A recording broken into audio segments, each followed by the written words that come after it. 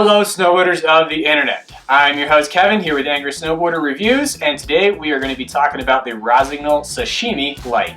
So Rossignol is using their AmpTech Elite camber profile for the Sashimi. It is camber from insert pack to insert pack, 30% rocker in the nose, and then 10% micro rocker in the tail. Basically just enough to pick your contact point up. I rode this with my Burton clutches in DC tuck knee size 8s. And I rode it at Keystone and Breck in stupid amounts of snow.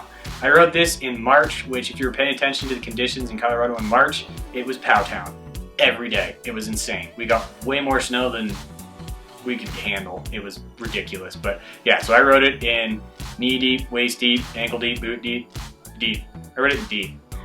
Also chunder, because it's Colorado, so even on an average Pow day, it's tracked out by 11. So yeah, still got it on some chunder, even a little bit on hard pack in the morning, right on a groomer on a day that it hadn't quite snowed yet. Yeah, I rode it in kind of, honestly, most of the conditions out there, except like boilerplate ice or slush. The flex on this is using Rossignol's reverse directional flex. So this is part of the XV series, which started with just the XV, the Xavier board. So he likes reverse directional flexes. Stiffer in the nose, moving back, softening up a little bit, kind of average between the feet, and then a little bit softer in the tail. And you can feel it a little bit with this. And the biggest thing, the reason that I actually really like that style of flex on a board like this is with this short of a tail, it's inherently going to feel stiff just because there's nothing back here to flex. The benefit of having the reverse directional flex is really in the nose. A nose that's this big and with this much rocker and this much just lift to it can get really kind of flappy and floppy if it doesn't have some stiffness to it. So having that reverse directional flex just keeps that nose a little bit more calm. It works really well, and this board feels pretty even across your feet. You don't feel like the nose is going to be able to be overpowered if you're pushing through turns. It doesn't get bucked if you land in deep snow. That nose really stays stable. It does a really good job of just taming the rest of the board and making sure that it doesn't feel unpredictable coming from the nose back. It also has their light frame in it that has a little bit more shaping than their traditional light frame, that the light frame kind of comes in across here and then starts back out here, just to give you a little bit extra pressure just inside your foot where that camber zone is. So what that kind of light frame shaping does is it kind of adds almost like a pseudo contact point. So there's no real contact point as far as the shape is concerned right there, but because of the structure of the core right there, it just adds a little bit extra pressure right there. It's not something you really drastically feel, but it's kind of there. Just something that they like to talk about in the marketing, and I did want to point out that it isn't just fluff. It's certainly not as noticeable as some of the other added side cut techs out there, but it does something. So with stability, let's start off by talking about how I am 20 to 40 pounds overweight over what this board's really designed for. So despite this being a volume shift board in a 152, it's really, I believe the weight range is designed to go up to like 130 or 140. And I'm 155, 160 pounds geared up. So definitely over the weight limit on it. That said, I think the weight limit's way off. I had no problems with stability on this board. Now, it is still a pow deck and it's still a downsized pow deck. So you get into that really rough, gnarly chunder in the trees or what have you, then it's gonna skip around a little bit. There's just not enough board and not enough edge there to really push through those kind of conditions. But anything other than that, and I never felt like I was gonna overpower this board. Now, that said, if I'm on a full fresh groomer and I'm pointing it and I'm turning as hard as I possibly can and I've got my weight all the way over my front foot, it does tend to skip around a little bit and it does tend to just get a little too loose. But those aren't really the conditions you're going to be grabbing the Sashimi for anyways. So outside of that, this board was super nimble in the trees.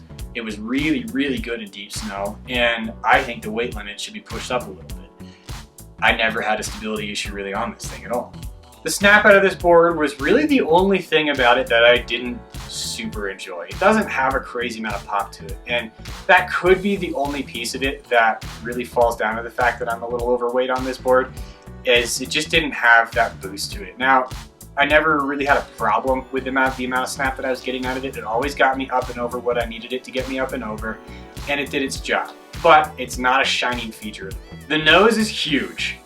So buttering around on it was super easy. It was really fun. In deep snow, you can really lay your entire body weight over it just because there is enough nose there to do that with. The tail, not quite as much. There's not much tail there. It is a little bit softer, so you can throw some weight down into it and get it to flex and butt around a little bit. Wheelies in deep snow are super fun. Just be careful with how little tail there is. It's pretty easy to go over the bars, or under the bars? I guess under the bars, when you've got a tail that short. So just be wary of that, but wheelies through deep snow are super fun, and nose butters in deep snow are crazy good. The side cut on this lends itself to a little bit more quick, snappy turns than it does really long, big, drawn-out turns.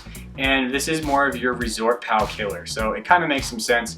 A lot of us, when we're looking for that kind of snow, it's in the trees. So it's really quick in the trees. I never had an issue in there. Even with that little bit longer nose, it only took me, honestly, like 5-6 turns. That was it, to get used to that longer nose because of how short that tail was and just how nimble the board felt, that I could just whip it around however I needed to. So carving on it, out on hard pack, not really its strong suit. It'll get the job done. Definitely will be better if you're a little bit lower on the weight spectrum on this board than I am, but ultimately that's not really its strong suit. It's built for quick, snappy, really agile style turns. Who is this board for? Lighter riders, females, looking for that resort pow board that is a little bit of a downsize, not your ultra downsize where you get into sushi, and looking for just that really awesome quiver pow deck. My personal thoughts start with how I don't really want to give this back. The ollie was, like I said, the only thing that was really kind of a letdown out of this board, and even still, not much of a letdown. I don't usually ask that much out of pop and snap out of my POW specific boards. There's, when you're riding deep, deep snow, there's nothing really to push off of. So I'm not super concerned about the fact that it was average at best for popping, and everything else about it was so good. So for me, I thought it was amazing.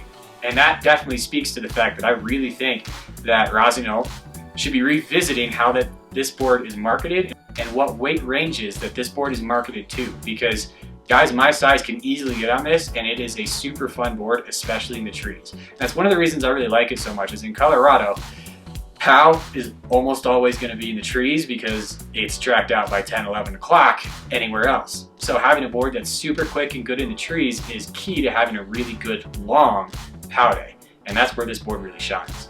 Similar boards to the Sashimi are going to be the DC House of Powder, the Battalion Party Wave, and the LibTech Orca. Thanks for watching. This has been my review of the Rossignol Sashimi Lite. What did you think? Has this been a board that you've been really looking forward to? Do you agree or disagree with my suggestion that Rossignol raise the weight limit on this thing? Let's have a conversation about it. While you're doing that, make sure you click the subscribe button and hit the bell. Make sure to get notifications when these videos are coming out. If you're interested, check out Angry Snowboarder VIP. It's the best way to support us and keep growing these kinds of projects. And thanks for watching, and come back for the next video.